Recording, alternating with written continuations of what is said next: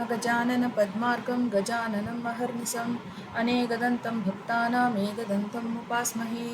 ॐ श्री महागणपतये नमः। गुरवे सर्वलोकानां भिषजे भवरोगिणां निधये सर्वविद्यानां श्रीदक्षिणामूर्तये नमः। अस्मद्गुरुचरणारविन्दाभ्यां नमः। Okay.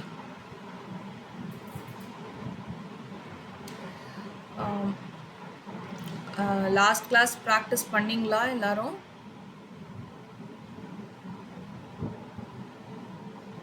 Yes, ma'am. Very nice. So Ramraksha Stotram practice பண்ணுங்க இல்லையா?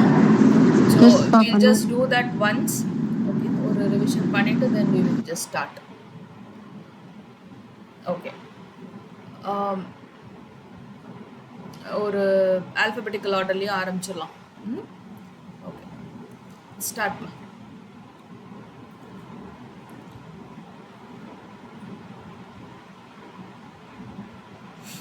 யாருமா first? Bhagyalakshmi ji, are you there? Start. Shri गणेशाय नमः। अस्य श्रीरामरक्षास्तोत्रमन्त्रस्य बुधकौशिक ऋषिः श्री सीतारामचन्द्रो देवता अनुष्टुप् छन्दः सीताशक्तिः श्रीमद् हनुमानकीलकम् श्रीरामचन्द्र प्रीत्यर्थे जपे विनियोगः। நெக்ஸ்ட் தீபா இல்லைன்னு நினைக்கிறேன். யாரு? அடுத்து நீ தானா? ஆமாம், இல்லைன்னா அந்த கீதா படிக்கிறதா படிக்கட்டும். அந்த Gita is there. Any one of you. Anything okay okay, read. படி. अत ध्यानं जाये जानो सॉरी जाये दाजान बाहुं धृतशरधनुषं पद्मपद्मासनस्थं पीतं वासोवसानं नवकमलदलस्पर्धिनेत्रं प्रसन्नं वामाङ्गारूढसीता मुखकमलमिलल्लोचनं नीरदाभं नानालङ्कारदीप्तं ददतमुरुजडामण्डलं रामचन्द्रम्. करेक्ट जी? சூப்பர் ஜி, ஆ. ஃபண்டாஸ்டிக். சரிதம் ரகுநாதஸ்ய शतकोटिप्रविष्टरम् एकैकमक्षरं पुंसां महापातकनाशनम् ध्यात्वा பிரவிஸ்தரம். ஓகே, நெக்ஸ்ட் த்யாத்வா. ध्यात्वा नीलोत्पलश्यामं रामं राजीवलोचनं जानकी लक्ष्मणोपेतं जटामकुटमण्डितम्। Very nice. நெக்ஸ்ட்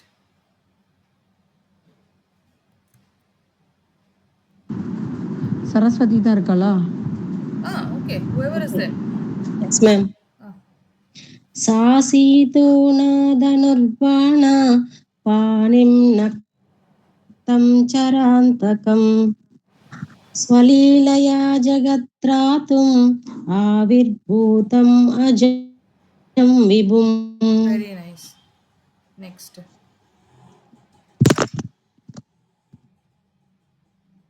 யாரு? ஷியாமலாஜி. ஷியாமலாஜி கமலாஜி. படிங்கப்பா. राम रक्षां पडेत् प्राज्ञ पापग्निं सर्वकामतां शिरो मे राघव पादु पालं दशरथात्मजः.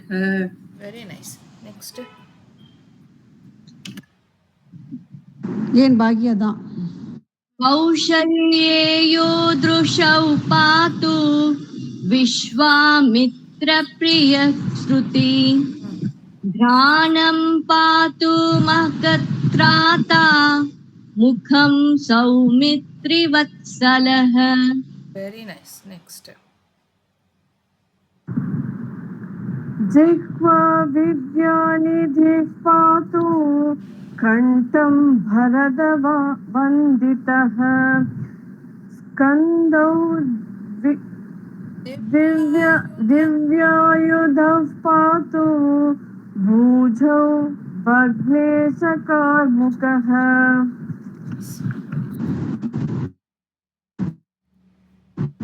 करौ सीतापतिः पातु हृदयं जामदग्न्यजित् मद्यं पातु करध्वंसी नाभिं जाम्बवदाश्रयः.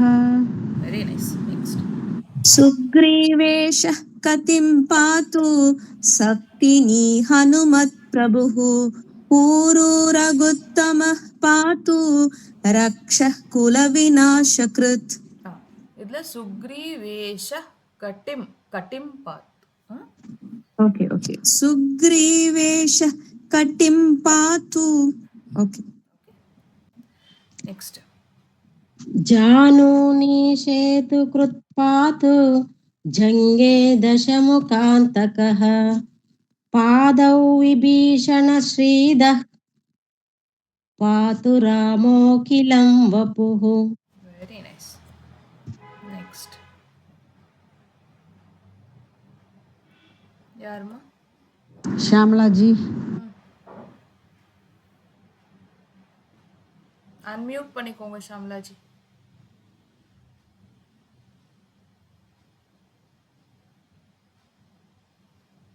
Shamla ji, can you hear? Okay, no problem. Next we go to Deepa ji. She's just joined. Yes, ma'am.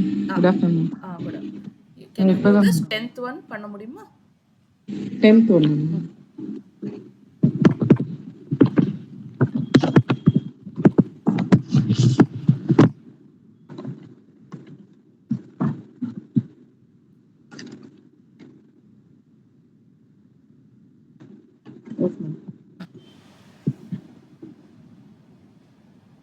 एतां रामबलोपेतां रक्षाम्यत् सुकृतिपते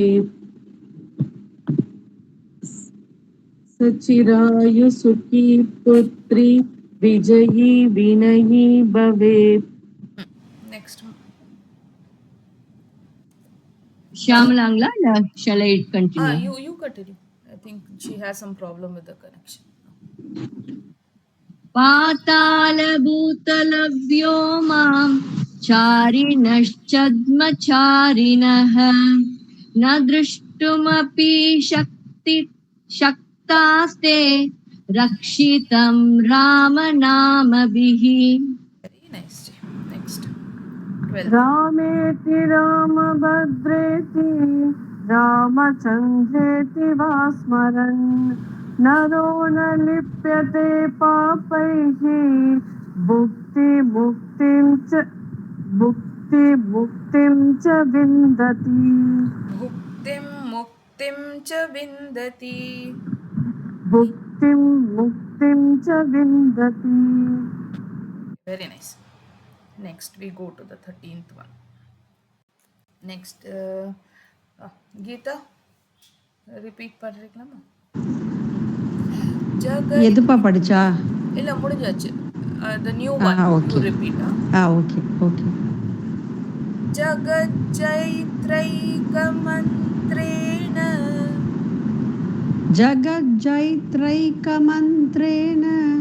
जगज्जैत्रैकमन्त्रेण रामनाम्नाभिरक्षितं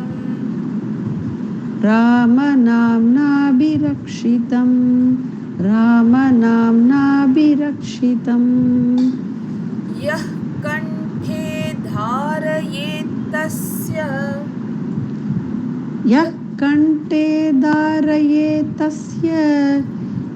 कण्ठे धारयेत्तस्य करस्थाः सर्वसिद्धयः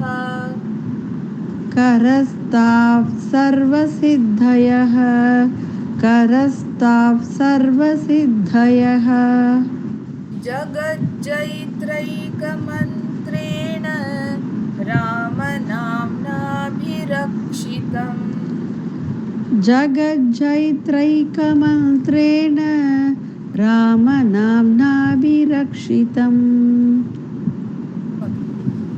जगज्जैत्रैकमन्त्रेण रामनाम्नाभिरक्षितम् यः कण्ठे धारयेत्तस्य करस्था सर्वसिद्धयः यः कण्ठे धारयेतस्य करस्ताः सर्वसिद्धयः यः कण्ठे धारयेतस्य करस्ताः सर्वसिद्धयः वेरी नाइस ரெண்டு லைன் சேர்த்து जगज्जैत्रैकमन्त्रेण रामनाम्नाभिरक्षितम् यः कण्ठे धारयेतस्य करस्ताः सर्वसिद्धयः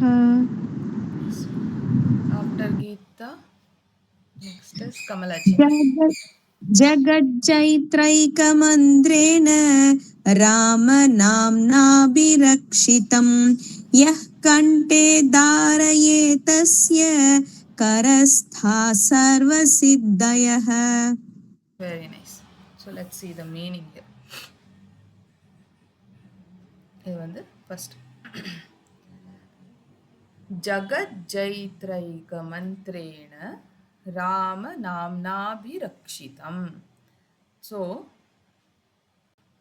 just a second okay so here what is happening ஜகஜைத்ரைக ஜகத்தியே வந்து ஒரே ஒரு மந்திரம் ஏக் ஓகே ஜகத் ஜைத்ர ஜைத்ரனா ஜெயிக்கிறதுக்கு ஜகத்தையே ஜெயிக்கிறதுக்கு ஒரே ஒரு மந்திரம் ஒன்லி பை ஒன் மந்திரம் அது என்னதுன்னா ராமர் ராமநாம அந்த ராமநாம அப்படிங்கிற அந்த ராமருடைய நாமத்தையே அது அந்த ஒரே ஒரு மந்திரத்தையே நம்ம சொல்லிகிட்டே இருந்தோம்னா ஜகத்தையே நம்ம ஜெயிச்சுடலாம் அந்த ஜெகத்தையே ஜெயிக்கலாம் அண்ட் அண்ட் ஹீ இஸ் அபிரக்ஷிதம் அந்த ராம நாமம் வந்து அவனுக்கு என்ன பண்ணும் எப்போவுமே ஒரு ரக்ஷ மாதிரி அதை வந்து ப்ரொடெக்ட் பண்ணும் அவனை எப்போவுமே அவனை வந்து ப்ரொடெக்ட் பண்ணும் ஓகே யஹ் கண்டே தாரயே தஸ்ய கரஸ்தா சர்வ சித்தயா ஸோ யார் கண்டேனா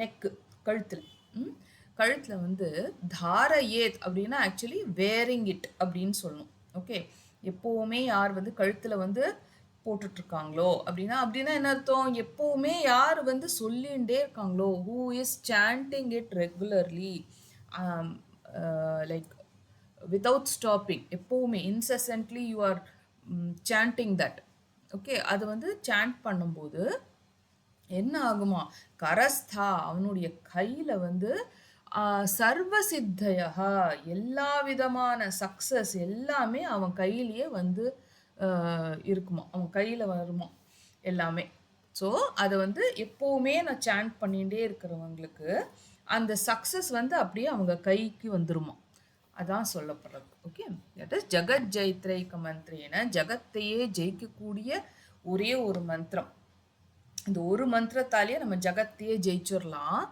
அண்ட் இது இந்த ராமநாம்னா அந்த ராமநாம அந்த ராமநாமமால என்ன ஆகிறது வி ஆர் பீங் ப்ரொடெக்டட் நம்மளை வந்து ப்ரொடெக்ட் பண்ணுறது அண்ட் யார் வந்து இதை வந்து எப்போவுமே வித்தவுட் ஸ்டாப்பிங் எப்போவுமே சொல்லிகிட்டே இருக்காங்களோ தாரையே அப்போ அது அது தரிச்சுன்னு இருக்காங்களோ அப்படின்னு சொல்லுவோம்ல அப்போ அதுலேயே இருக்குது அப்போ சொல்லிகிட்டே இருக்கும்போது அது என்ன ஆகுதா அது எல்லா விதமான சக்ஸஸும் அவன் கையில் வந்து அவன் கைக்கு வரதான் எல்லா சக்ஸஸும் அதான் இங்கே வந்து சொல்லப்படுறது okay okay next 14th one யாரு next Saraswati ji Yes, ma'am.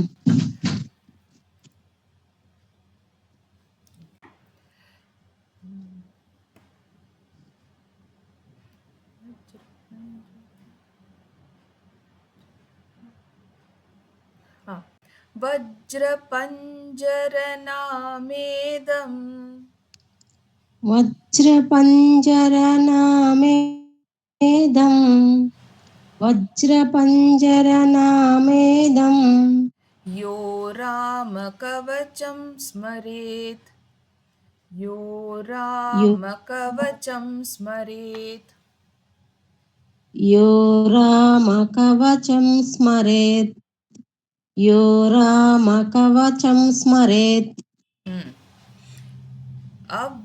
अव्याहताज्ञ सर्वत्र अव्याहताग्नसर्वत्र अव्याहताग्नसर्वत्र लभते जयमङ्गलम् लभते जयमङ्गलम् लभते जयमङ्गलम् वज्रपञ्जरनामेदं यो रामकवचं स्मरेत् वज्रपञ्जरनामेदं यो रामकवचं स्मरेत् वज्रपञ्जरनामेदं यो रामकवचं स्मरेत् अव्याहताज्ञ सर्वत्र लभते जयमङ्गलम् अव्याहताग्नसर्वत्र लभते जयमङ्गलम् अव्याहताग्नसर्वत्र लभते जयमङ्गलम् वेरि नैस् वज्रपञ्जरनामेदं यो रामकवचं स्मरेत् अव्याहताग्नसर्वत्र लभते जयमङ्गलम् नेक्स्ट यार after Saraswati ji Yeah, myself. वज्रपञ्जरनामेदं यो रामकवचं स्मरेत् श्यामला जी वज्रपञ्जरनामेदम् वज्रपञ्जरनामेदम् यो रामकवचं स्मरेत् अव्याहताग्न सर्वत्र लभते जयमङ्गलम् one more person tell after Shamala ji who is there Sapna joined. okay Sapna ji say Sorry, ma'am, I forgot in the middle. I'll try it. no problem वज्रपञ्जरनामेधं यो रामकवचं स्मरेत् अव्याहताज्ञः सर्वत्र लभते जयमङ्गलम्. very nice ma good so here Vajra Panjara Namidam okay Vajra Panjara Namidam Yo Rama Kavacham Smaret okay one who chants or thinks of this Rama Kavacham okay Rama Kavachata வந்து நம்ம சொல்லிண்டே இருக்கோம் நம்ம நினச்சிண்டே இருக்கோம் சொல்லிண்டே இருக்கோம் ராம கவச்சத்தை அப்படின்னா அப்படிப்பட்ட அவங்களுக்கு வந்து என்ன ஆகும் வஜ்ர பஞ்சர நாமிதம் ஸோ வஜ்ர அப்படின்னா வஜ்ரம் இருக்கு இல்லையா யூஸ்வலி வி கால் டைமண்ட் வந்து வஜ்ரம் சொல்லுவோம் something which is really so strong which is unbreakable உடைக்க முடியாதது இல்லையா அந்த மாதிரி இருக்கிறத தான் நம்ம யூஸ்வலி வஜ்ரம் அப்படின்னு சொல்லுவோம் ஸோ அந்த வஜ்ரத்தால் பஞ்சர் அப்படின்னா கேஜ் அந்த வஜ்ரத்துடைய கேஜ் மாதிரி அந்த மாதிரி ஒரு ப்ரொடெக்டிவ் ஒரு ஒரு ஷீல்டு வந்து அந்த பர்சனுக்கு வந்து அது ஃபார்ம் ஆயிடுறதும் ஓகே இந்த நாமத்தை சொல்ல சொல்ல நாம இதம் இந்த நாமத்தை சொல்ல சொல்ல அவங்கள சுற்றி எப்படி இருக்கான் ஒரு பெரிய ஒரு ஒரு ப்ரொடெக்டிவ் ஒரு கவச்சம் ஒரு ஷீல்டு வந்து ஃபார்ம் ஆகிறதா அது எப்படி இருக்கு அது வஜ்ரத்தால் ஒரு கூடு ஒரு ஒரு சாரி ஒரு ஒரு கேஜ் ஒரு கேஜ் இருந்தால் எப்படி இருக்குமோ அந்த மாதிரி இருக்கான் அது, அந்த ப்ரொடெக்டிவ் ஷீல்டு. யாருக்கு யார் வந்து இந்த ராம கவச்சத்தை வந்து சொல்லிட்டு இருக்காங்களோ, சாண்ட் பண்ணிட்டு இருக்காங்களோ, அதை நினைக்கிறாங்களோ அவங்களுக்கு. ஓகே, அவ்யாஹதாக்ய சர்வத்திர லபதே ஜெய மங்களம். ஸோ அவ்யாஹதாக்ய அப்படின்னா என்ன சொல்றது, ஒரு தடை இல்லாம, ஓகே, தடை இல்லாம என்ன கிடைக்கிறது அவங்களுக்கு, விக்ட்ரி, ஜெய மங்களம், ஜெயம் தட் இஸ் விக்ட்ரி, மங்களம் ஆஸ்பீஷியஸ்னஸ், இது எல்லாமே அவங்களுக்கு எப்படின்னா தடை இல்லாம இது வந்து அவங்களுக்கு கிடைச்சிக்கிட்டே இருக்கான். ஓகே, லபதே இது வந்து அவங்களுக்கு கிடைக்கிறதா எங்க, எல்லா இடத்துலையும், சர்வத்திர அவங்க என்ன பண்ணாலும் எங்க போனாலும் அவங்களுக்கு வந்து என்ன கிடைக்குதா, இந்த ஜெயமும் that is victory and auspiciousness, இந்த மங்களம், இது வந்து என்ன அவங்களுக்கு கிடைக்கிறதா.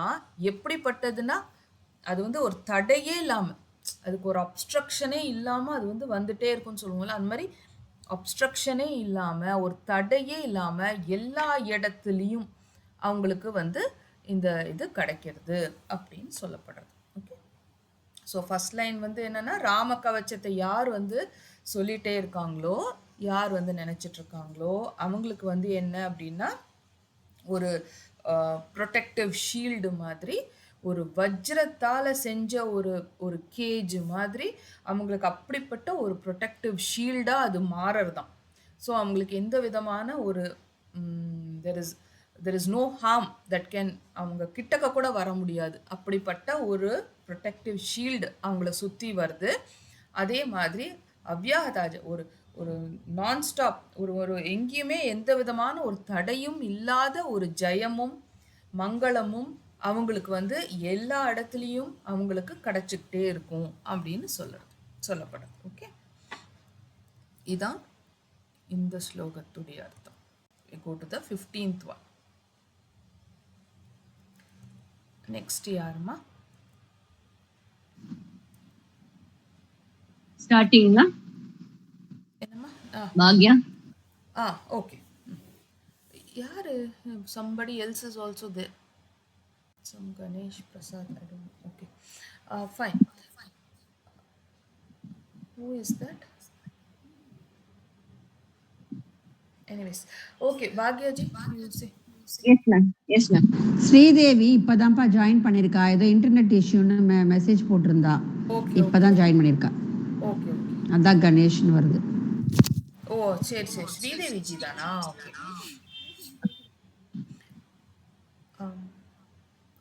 அவங்க சொல்ல போறாங்களா? யாருமா சொல்றீங்க? இல்ல பாக்யா நீ சொல்லு, அவ ஜஸ்ட் அவளுக்கு ஏதோ internet issue. Okay, she has some problems. Bhagya ji, you say. Yes ma'am.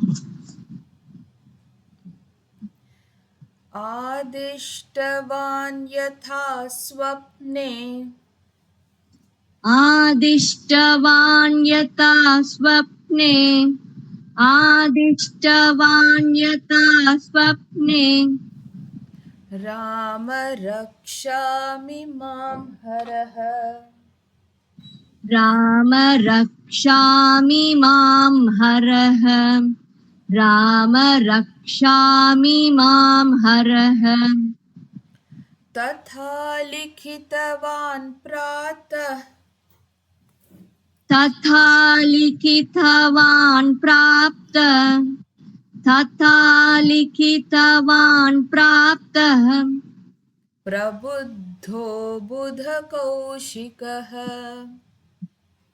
प्रबुद्धो बुधकौशिकः, प्रबुद्धो बुधकौशिकः, आदिष्टवान् यथा स्वप्ने, राम रक्षामि मां हरः, आदिष्टवान् यथा स्वप्ने, राम रक्षामि मां हरः, आदिष्टवान् यथा स्वप्ने, राम रक्षामि मां हरः.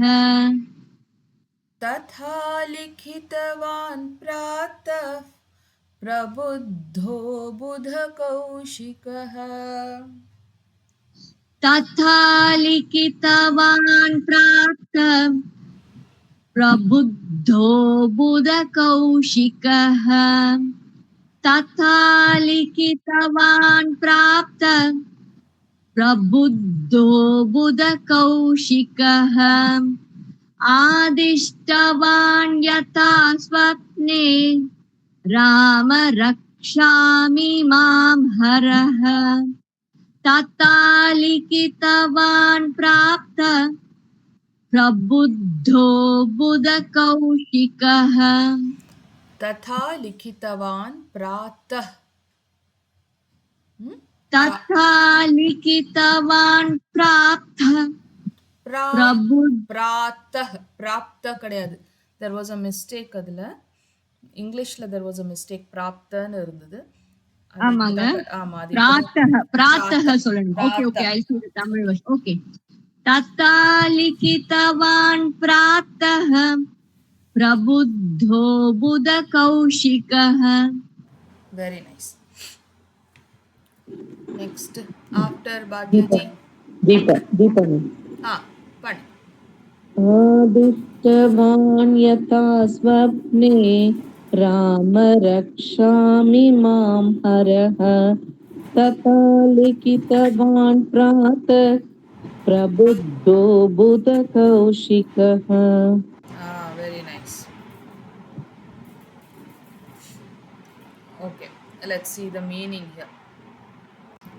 आदिष्टवान् यथा प्रातः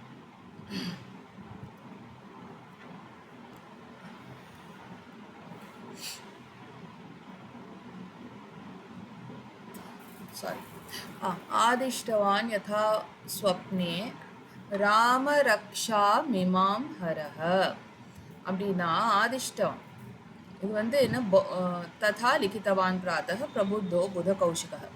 ஸோ இந்த புத கௌஷிக ரிஷிஹி வந்து என்ன பண்ணுறார், அவருக்கு வந்து அவருடைய ட்ரீம்ஸில் ஸ்வப்னத்தில் வந்து சிவபெருமான் வந்து என்ன சொல்கிறாராம், நீ வந்து இந்த மாதிரி ஒரு அந்த ராமரக்ஷா இந்த மாதிரி அந்த ஸ்தோத்திரம் அந்த இது அந்த அந்த ரக்ஷையை வந்து நீ வந்து அந்த ஸ்லோகத்தை வந்து நீ கம்போஸ் பண்ணு அப்படின்னு சொல்கிற, இந்த ஸ்தோத்திரத்தை நீ கம்போஸ் பண்ணு அப்படின்னு சொல்லி அவர் வந்து ஒரு ஆதேசம், தட் இஸ் ஒரு ஒரு ஆதிஷ்டம், தட் இஸ் ஒரு ஒரு கமாண்ட், ஒரு ஆர்டர் அந்த மாதிரி கொடுக்குறார்.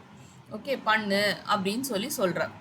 அப்போ அது அந்த சொப்னத்தில் அவர் கேட்ட உடனே அவர் என்ன பண்ணுறாரோ, காலம்பரிய எழுந்துட்ட உடனே அவர் என்ன பண்ணுறாராம், இதை வந்து எழுதுறாராம், இந்த ராமரக்ஷா ஸ்தோத்திரத்தை எழுதுறாராம். அதான் வந்து இதில் ஆதிஷ்டவான்னா அவர் ஆர்டர் கொடுக்குறார். யதா ஸ்வப்னே ட்ரீமில் வந்து ராமரக்ஷா அப்படிங்கிற அந்த இதை வந்து ஹரஹ அப்படிங்கிறது யார், சிவன் வந்து எழுத சொல்கிறார். உடனே இவர் என்ன பண்ணுறாராம், காலங்கத்தால் எழுந்துட்ட உடனே இவர் வந்து அதை எழுத ஆரம்பிச்சிடுறாராம் ஆஸ் பர் சிவபெருமான்ஸ் இது. ஓகே ஆர்டர் அதான் இதில் இருக்கிறது. நெக்ஸ்ட்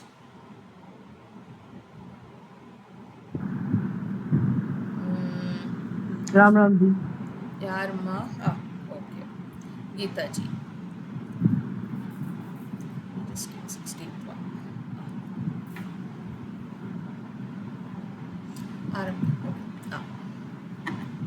आरामः कल्पवृक्षाणाम् आरामः कल्पवृक्षाणाम् आरामः कल्पवृक्षाणाम् विरामः सकलापदाम् विरामः सकलापदाम् विरामः सकलापदाम् अभिरामस्त्रिलोकानाम् अभिरामस्त्रिलोकानाम् अभिरामस्त्रिलोकानाम् रामः श्रीमान् सनः प्रभुः रामः श्रीमान् सनः प्रभुः राम श्रीमान् सनः प्रभुः आरामः कल्पवृक्षाणां विरामः सकलापदाम् आरामः कल्पवृक्षाणां विरामः सकलापदाम् आरामः कल्पवृक्षाणां विरामः सकलापदाम् अभिरामस्त्रिलोकानां रामः श्रीमान् सनः प्रभुः अभिरामस्त्रिलोकानां रामः श्रीमान् सनः प्रभुः अभिरामस्त्रिलोकानां रामः श्रीमान् सनः प्रभुः आरामकल्पवृक्षाणां विरामः सकलां पदाम् अभिरामस्त्रिलोकानां रामः श्रीमान् सनः प्रभुः. Very nice, Gita. आरामः कल्पवृक्षाणां विरामः सकलापदाम् अभिरामस्त्रिलोकानां रामः श्रीमान् सनः प्रभुः. Very nice. So, meaning பார்த்துடலாம். ஸோ இதில் என்ன வருது? ஆராம கல்ப விரக்ஷாணாம் விராம சகலாபதாம் அப்படின்னா ராமர் எப்படிப்பட்டவர் அப்படின்னா கல்பவிருக்ஷம் அப்படிங்கிற அந்த ஒரு கல்பவிருக்ஷத்துலேயே நமக்கு வந்து எல்லாமே நமக்கு கிடைக்கிறது இல்லையா? என்ன நினைக்கிறோமோ என்ன விஷ் பண்ணுறோமோ அது நமக்கு கிடைக்கிறது. ஆனால் ராமர் எப்படின்னா அவர் அப்படியே ஒரு ஒரு அந்த கல்பவிருக்ஷத்தோடைய ஒரு தோட்டமாகவே இருக்காராம், அப்படியே கார்டனாக இருக்காராம். அந்த அளவுக்கு அவர் வந்து எல்லாத்தையும் நமக்கு வந்து கொடுப்பார். நம்ம என்ன நினைக்கிறோமோ அதை அவர் கொடுத்துருவார். கல்பவிருக்ஷா விராம சகலாபதாம் அபிராம. அப்போ அண்ட் என்ன பண்றார் அவர்? நம்மளுடைய எல்லா விதமான தடைகள் அதை எல்லாத்தையுமே நீக்கிறார். ஓகே, நமக்கு எல்லாத்தையும் கொடுக்குறார். ஒரு கல்பவிருக்ஷமா இருந்து எல்லாத்தையும் கொடுக்குறார். அண்ட் நம்மளுடைய தடைகள் எல்லாத்தையும் வந்து நீக்கிறார் அப்படின்னு சொல்லப்படும். ஓகே, அப்புறம் அந்த ராமர் அபிராம அப்படின்னு சொன்னா அழகான அந்த ஒரு ப்ளீஸிங்கான ஒரு ராமர். அந்த ராமர் வந்து யாரு அப்படின்னா அவர் வந்து என்னுடைய பிரபு, என்னுடைய லார்டு. நக பிரபு, எங்களுடைய பிரபு. நம்ம எல்லாரும் சேர்ந்து சொல்ற மாதிரி. ஓகே, நக அப்படின்னா நம்ம எல்லாருடைய, ஹீஸ் அவர் பிரபு அப்படின்னு சொல்ற மாதிரி. ஓகே, ராமர் யார் அப்படின்னா அவர் எங்களுடைய லார்டு, அப்படி பிரபு அப்படின்னு சொல்றோம். அண்ட் என்னது? த்ரிலோகானாம், எங்களோட ஒரு பிரபு அப்படின்னு சொல்றது மட்டும் இல்லாம அவர் இந்த 3 லோகத்துக்குமே அவர் தான் வந்து யாரு? அவர் தான் வந்து பிரபு, அவர் தான் லார்டு அப்படின்னு சொல்லப்படுறது. அப்போ எனக்கு மட்டும் கிடையாது, எனக்கு மட்டும் வந்து இல்லை, எங்களுக்கு மட்டும் அவர் வந்து லார்டுன்னு இல்லாம அவர் வந்து இந்த 3 உலகத்துக்குமே அவர் தான் வந்து ஈசன், அவர் தான் வந்து பிரபு அப்படின்னு சொல்லப்படுறது. ஓகே, அதுதான் இதுல. ஸோ அவர் நமக்கு எல்லாத்தையும் எல்லா விஷயம் அவர் கிராண்ட் பண்றாரு. எப்படி இருக்காராம்? அவர் வந்து ஒரு கார்டன் ஆஃப் கல்பவிருக்ஷம் மாதிரி இருக்காராம். ஒரு கல்பவிருக்ஷம் இல்லை, அவ்வளோ பெரிய கார்டன் மாதிரி இருக்காராம் அவர். நம்மளுடைய எல்லா விஷஸ், எல்லா டிசைர் எல்லாத்தையுமே வந்து அவர் வந்து பூர்த்தி பண்றார். அதுக்கப்புறம் நம்மளுடைய எல்லா தடைகள் எல்லாத்தையுமே அவர் நீக்கிறார். இது எல்லாமே, இது மட்டும் இல்லாம அவர் வந்து எங்களுக்கு மட்டும், நமக்கு மட்டும் ஒரு ஈசன், ஒரு பிரபுவா இல்லாம அவர் இந்த 3 உலகத்துக்குமே அவர் தான் லார்டு அப்படிங்கிற மாதிரி சொல்லப்படுறது. ஓகே, சரி, we go to the next one. 70.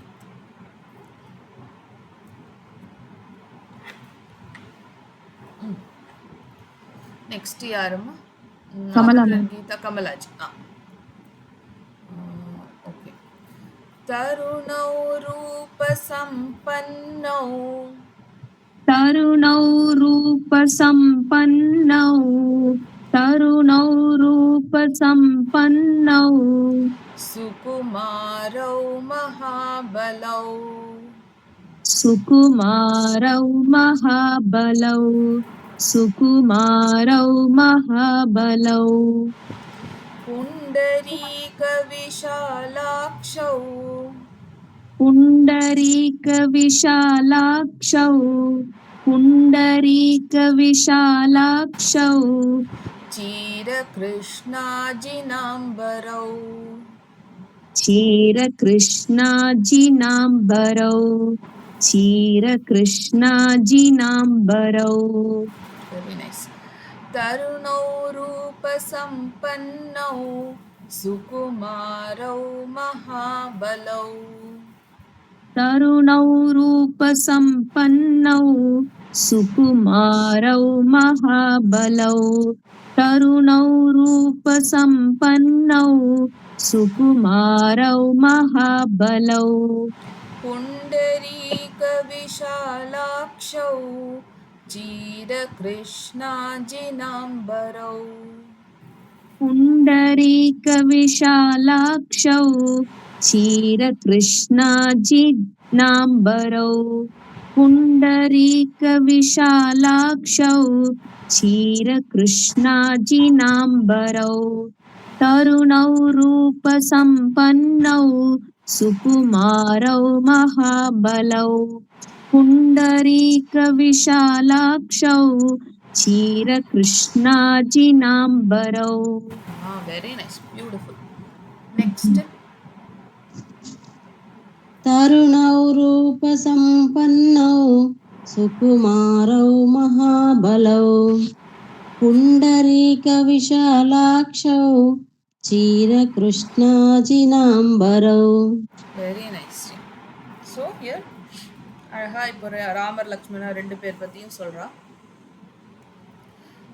So தருணவ் அப்படின்னா இப்போ இது எல்லாமே வந்து ரெண்டு பேரையும் இந்த ஸ்லோகத்தில் ரெண்டு பேரையும் சொல்லப்படுறது. ராம லக்ஷ்மணர் ரெண்டு பேர் பற்றியும். தருணவ் அப்படின்னா வந்து நல்ல தருணவ் ரூபசம்பன்னோ சுகுமாரோ மகாபலோ அப்படின்ட்டு இவங்களுக்கே எல்லா அட்ஜெக்டிவும் கொடுக்குறாங்க. என்ன அப்படின்னா ரொம்ப யங்கா பியூட்டிஃபுல்லாக ஹேண்ட்ஸமாக அந்த மாதிரி இருக்காங்களாம். மகாபலவ் நல்ல பலசாலியாக இருக்கக்கூடியவங்க யார்? ராமரும் லக்ஷ்மணரும் ரெண்டு பேரையும். ஓகே, அப்படிப்பட்டவர். அவர் என்ன பண்ணுவோம்? நம்மளை ரட்சிக்கணும். அதான் சொல்ல வரோம். இந்த தருணம், இந்த யங்கான பியூட்டிஃபுல்லான ஹேண்ட்ஸமான நல்ல பலசாலியான இந்த ராம லக்ஷ்மணன் வந்து எங்களை வந்து ரட்சிக்கணும். இன்னமும் சொல்கிறான் புண்டரீக விஷாலாக்ஷோ அப்படின்னா புண்டரீக விஷாலாக்ஷோ நல்ல அழகான பியூட்டிஃபுல் கண்ணுகள். எப்படி இருக்கான்? அப்படியே அந்த லோட்டஸ் பெட்டல், அந்த பெட்டல், அந்த லோட்டஸ் ஃப்ளவருடைய பெட்டல் மாதிரி நல்ல அழகாக பியூட்டிஃபுல்லாக நல்ல பெரிய கண்களாக இருக்கான். அண்ட் எப்படி இருக்கான்? சீர கிருஷ்ணா ஜினாம்பரோ. எப்படிப்பட்ட ட்ரெஸ் போட்டுட்ருக்காங்க அவங்க அப்படின்னா சீர கிருஷ்ணானா டார்க். இந்த டார்க்காக உள்ளது என்னது? ஜினாம்பரோ அப்படின்னா பார்க் இல்லை, அந்த bark of the tree, skin of அந்த டீர் ஸ்கின்னு அந்த மாதிரிலாம் வந்து அவங்க ட்ரெஸ் போட்டுட்ருக்காங்க. ஓகே, இந்த மாதிரி ட்ரெஸ் போட்டுட்ருக்காங்களாம். ஆனால் கண்கள் வந்து அவ்வளோ அழகாக பியூட்டிஃபுல்லாக பெரிய லோட்டஸ் பெட்டல் மாதிரி இருக்கான் கண்ணு. மகாபலோ நல்ல பலசாலியாக இருக்கக்கூடியவங்க. சுகுமாரோ நல்ல யங் ஹேண்ட்ஸம். ஓகே, பியூட்டிஃபுல் ரூபசம்பன்னோ பியூட்டிஃபுல் யங்காக இருக்காங்களாம். இப்படிப்பட்ட ராம லக்ஷ்மணன் வந்து இந்த ரெண்டு பிரதர்ஸ் ராம லக்ஷ்மணன் வந்து எங்களை ப்ரொடெக்ட் பண்ணட்டும் அப்படின்னு நம்ம கேட்குறோம். ஓகே, அதான் இதில். Okay, we go to the next one. 18th முடிச்சுக்கலாம். ஓகே, நெக்ஸ்ட் யாருமா? आफ्टर सरस्वती जी. सपना जी. फलमूलाशिनौ दान्तौ फलमूलाशिनौ फलमूलाशिनौ दान्तौ दान्तौ दान्तौ ஆ, फलमूलाशिनौ दान्तौ फलमूलाशिनौ दान्तौ तापसौ ब्रह्मचारिणौ तापसौ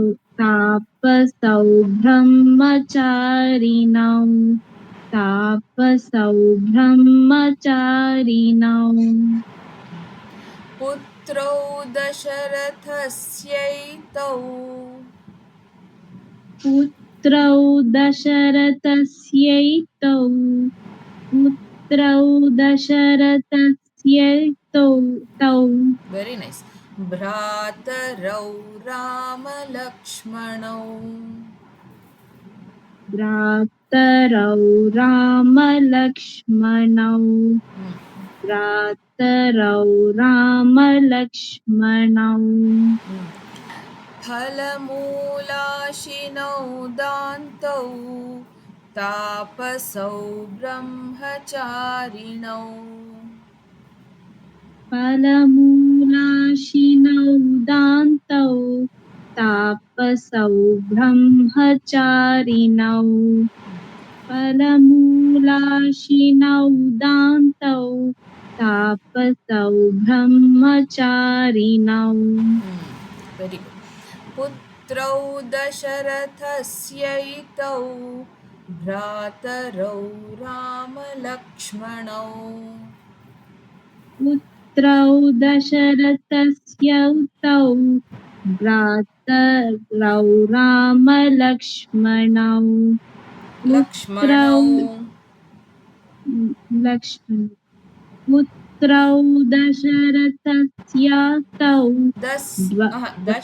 दशरथस्यैतौ पुत्रौ दशरथस्यैतौ भ्रातरौ रामलक्ष्मणौ वेरी नाइस ரெண்டு லைன் சேர்த்து சொல்லு फलमूलशिनौ दान्तौ तापसौ ब्रह्मचारिणौ पुत्रौ दशरथस्यैतौ पुत्रौ दशरथस्यैतौ भरतरौ रामलक्ष्मणौ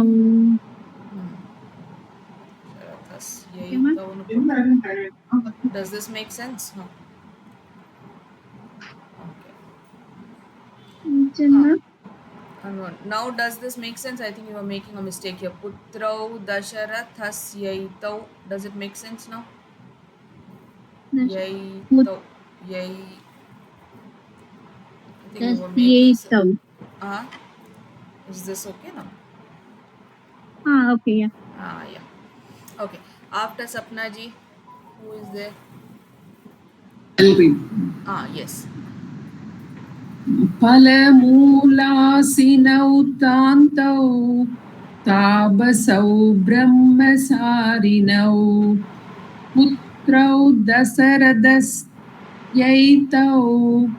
भ्रातरौ रामलक्ष्मणौ Here everywhere there is a sha only, okay, there is no sa.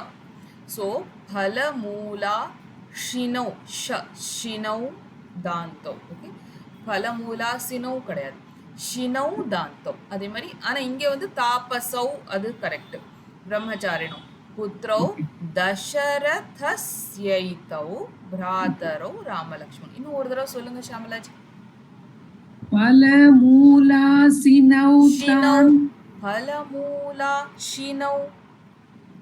फलमूलाशिनौ तान्तौ तापसौ ब्रह्मचारिणौ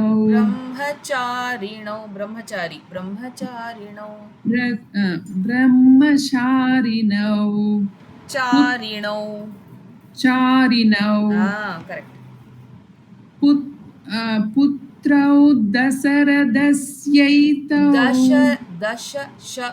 पुत्रौ दशरथस्यैतौ पुत्रौ तस्यैतौ ஆ प्रादरौ रामलक्ष्मणौ. Very nice, very nice. Okay, 2 பேர் ஆயிடுச்சு. ஸோ இதில் வந்து அகெயின் பலமூலா ஷினௌதாந்தோ தாபசௌ பிரம்மச்சாரிணோ அப்படின்னா இந்த 2 பேர் புத்திரௌ தசரதஸ்ய, 2 லைன் சேர்த்து நினச்சி. இந்த தசரத அவருடைய 2 இந்த புத்திரர்கள் யாரு? ராமரும் லக்ஷ்மணனும், த பிரதர்ஸ். பிராத்ரௌ அப்படின்னா பிரதர்ஸ், பிரதர்ஸ் ராம லக்ஷ்மணா. இவங்க 2 பேரும் who are the sons of Dasharatha. இவங்க என்ன பண்றாங்களாம்? இவங்க வந்து பலமூல, தட் இஸ் அந்த பல, தட் இஸ் ஃப்ரூட்ஸு, ரூட்ஸு, இந்த மாதிரி விஷயங்கள்லாம் சாப்பிட்டுட்டு தாந்தோ தாபசோ, அந்த ஒரு என்ன சொல்லுவாங்க, அந்த தபஸ் பண்ணுற அந்த மாதிரி ஒரு இதில் வந்து அந்த செலிபஸி அவங்க வந்து அட்ஹியர் பண்ணிட்டு அந்த மாதிரி இருக்காங்க. ஒரு அந்த மாதிரி அந்த செலிபஸி ப்ராக்டிஸ் பண்ணுறதுன்னு சொல்லுவோம்ல, தமிழில் என்ன சொல்லுவாங்க, ஓகே, அந்த மாதிரி அவங்க வந்து இருக்காங்களாம். ஓகே, தாபசோ அந்த தபஸ் பண்ணிட்டு அவங்க 2 பேரும் பிரம்மச்சாரியாகவே அவங்க 2 பேரும் இருக்காங்களாம். ஓகே, ஸோ அப்படி இருக்கிறவங்க அந்த 2 ராமரும் லக்ஷ்மணும் அவங்க 2 பேரும் வந்து எங்களை காப்பாற்றட்டும் அப்படின்னு சொல்லப்படுறது. ஓகே, ஸோ இதில் வந்து தசரதனுடைய 2 புத்திரர்கள், தி பிரதர்ஸ் ராமா லக்ஷ்மணா, இவங்க 2 பேரும் எப்படி இருக்காங்க? பலமூலா, த ஃப்ரூட்ஸு, ரூட்ஸு, இப்படிப்பட்டதெல்லாம் இந்த மாதிரி விஷயங்கள் சாப்பிட்டுட்டு வந்து தபஸ் பண்ணிட்டு செலிபஸி ப்ராக்டிஸ் பண்ணிட்டு பிரம்மச்சாரியாக இருக்கும்னு சொல்லுவாங்க, பிரம்மச்சாரி. ஸோ அந்த செலிபஸி ப்ராக்டிஸ் பண்ணிட்டு இருக்கக்கூடியவங்க இவங்க 2 பேரும் எங்களை வந்து ப்ரொடெக்ட் பண்ணட்டும். இந்த 2 ரகுகுலத்தில் பிறந்தவங்க 2 பேரும் எங்களை வந்து ப்ரொடெக்ட் பண்ணட்டும் அப்படின்னு சொல்லப்படுறது. ஓகே, அதான் இதோடைய அர்த்தம். So we will stop here today. ஒரு 5 minutes will take. இன்னைக்கு என்ன படித்தோமோ அது ஒரு தடவை ஃபாஸ்ட்டாக ரிவிஷன் பண்ணிடலாம். ஓகே, ஃப்ரம் 12 to 12 இல்லை, okay, from 12 to 18 or 13 to 18, 13 to 18, 13 to 18 ஃபாஸ்ட்டாக ஒரு தடவை நம்ம ப்ராக்டிஸ் பண்ணிடலாம். Okay, can we start? பாக்யாஜி, you start. Yes, yes, ma'am. Jagat Jaitraika Mantreణ Ramanamnabhirakshitam Yah Kante Dharayettasya. ஒரு நிமிஷம். யஹ் கண்டே தாரயேத்தஸ்ய, தாரயேத் தஸ்ய. Yeah. Yah Kante Dharayettasya Karastha Sarva Siddhayah. சித்தயஹ.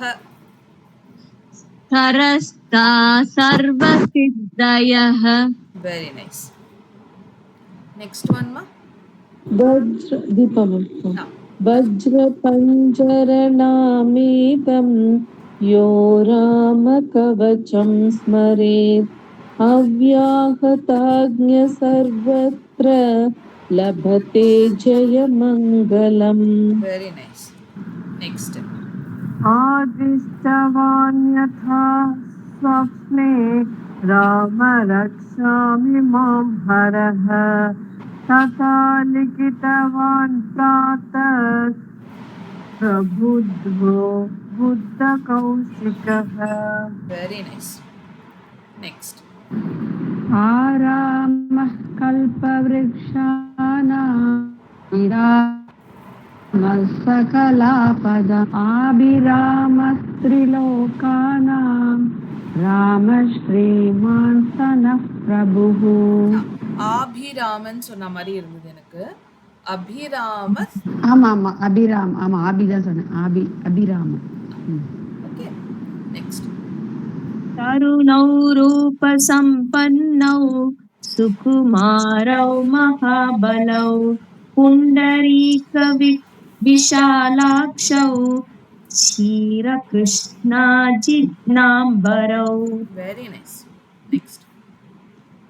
फलमूलाशिनौ दान्तौ तापसौ ब्रह्मचारिणौ पुत्रौ दशरथः स्थैत्वा भ्रातरौ रामलक्ष्मणौ. Very nice. After that, Sapna ji.